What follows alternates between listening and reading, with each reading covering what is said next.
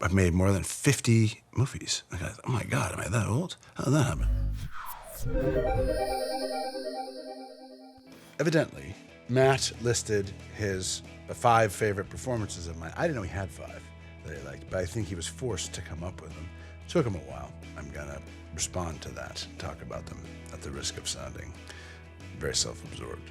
You know what the best part of my day is? For about 10 seconds from when I pull up to the curb when I get to your door. Because I think maybe I'll get up there and I'll knock on the door and you won't be there. No goodbye, no see you later, no nothing. Just left.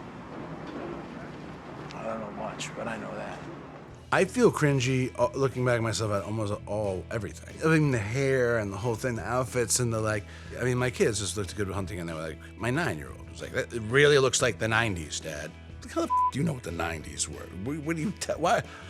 But like what he was saying was, wow, that's a whole different time where people were doing things real different and I don't recognize it. But because I was, wrote it with Matt and because I spent so much time preparing it and thinking about it, the performance was easier for me to access.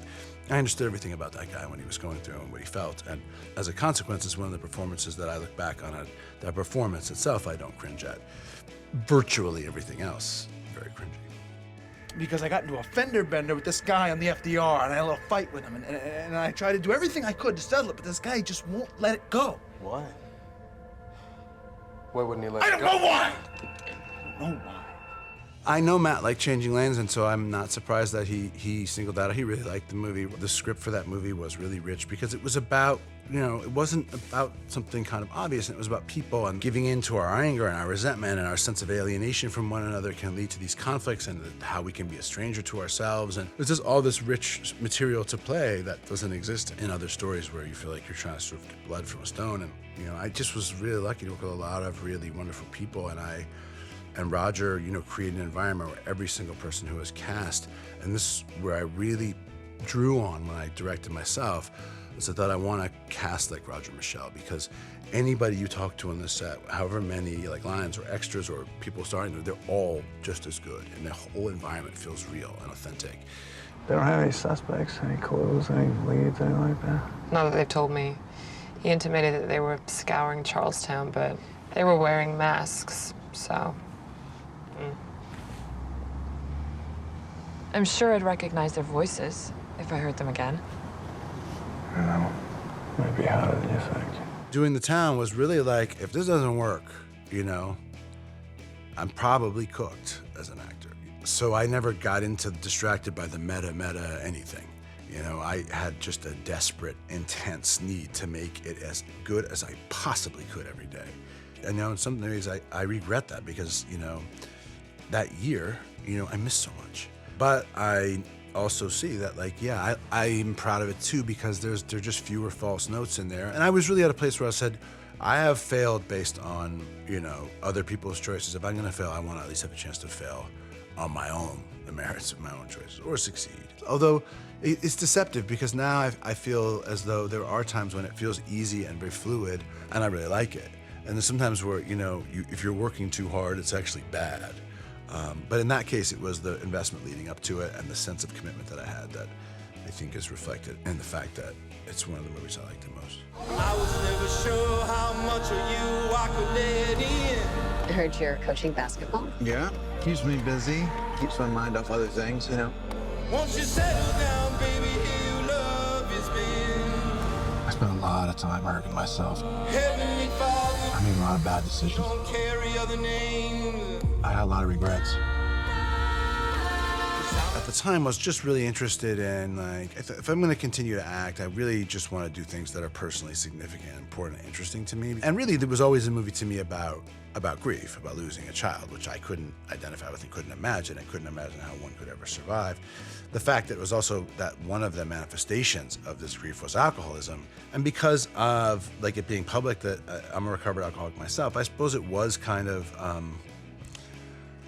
it was, I guess, risky or making it, I don't know. I just thought, like anything, I just gravitate to stuff where I said, well, I have experience with that. I know how this feels. I have a very different life than this guy and a different kind of alcoholism, a different kind of recovery. And thank God, and I pray I never have the grief that the character and his wife endured, but it was, you know, I viewed it just as like an opportunity for a performance where I could really just stop thinking about like, oh, never mind like the commercial, the this, is it a hit, is it not, the career, like I just want to do stuff that's good, that I'm proud of, and that I want to can show directors that and actors that I know, respect, and admire, and I can go show them and feel proud of it. And even though it was a character that was going through a lot of really difficult things, it was really joyful, like rewarding. I loved it every day, very cathartic. I went home happy every day shooting that movie because I just felt like it was thrilling. It was thrilling to feel it come to life inside me, even though it might be grief and pain. It was still very cathartic and rewarding to do it. You know, coming to terms with and learning about life in a way that you do when you're in your 40s, that you don't earlier in life, or at least I didn't. A most unspeakable charge has been brought against you. Jacques Legris entered our home. He attacked me. The accusation is false. I am telling the truth. The truth does not matter. There is only the power of men.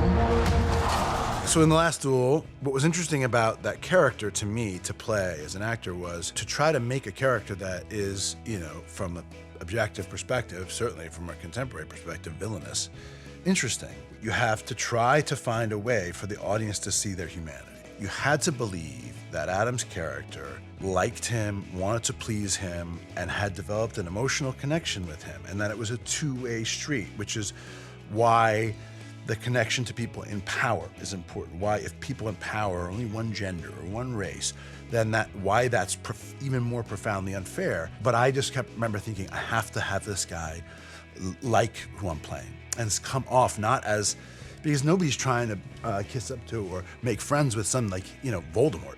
You know what I mean? It's that's just like, oh my God, you have no nose and you're a snake and evil.